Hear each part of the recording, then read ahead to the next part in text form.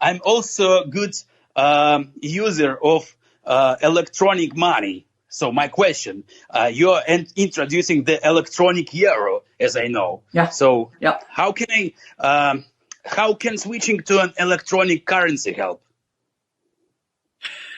Well, two things. Number one, it will be decided in October. So we are preparing the ground. We want to be ready.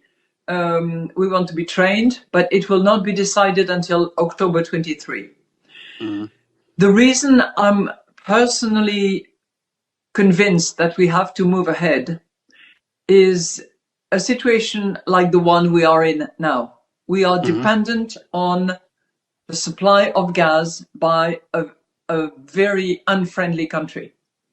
I don't want Europe to be dependent on an unfriendly country's currency. For instance, I don't know, the Chinese currency, the Russian currency, the whatever.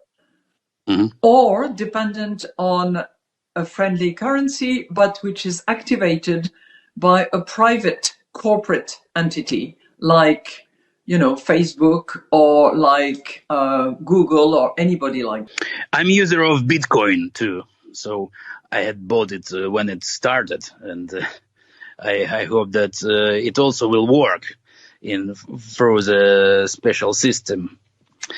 And I know there are many protests in Europe against the electronic euro. What is the reason? It's the beauty of Europe. It has different positions. If you ask in Northern Europe, for instance, in the Netherlands, they're quite happy to see the e-euro coming. If you ask a young German man, he'll say, yeah, fine. As I said, I don't want Meta, Google, or Amazon to suddenly come up with a currency that would take over the sovereignty of Europe. I don't want a foreign currency to become the currency of trading within Europe. So we have to be ready. No, the problem is they don't want to be controlled. They don't want to. Yeah, but you know what? Now we have in Europe this threshold. Above 1,000 euros, you cannot pay cash. If you do, you are on the grey market. So you take your risk. You get caught, you are fined, or you go in jail.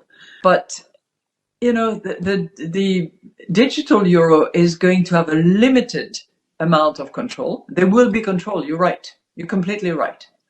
We are considering whether for very small amounts, anything that is around 300, 400 euros, we could have a mechanism where there is zero control. But that could be dangerous. The terrorist attacks on France back 10 years ago were entirely financed by those very small anonymous credit cards that you can recharge in total anonymity.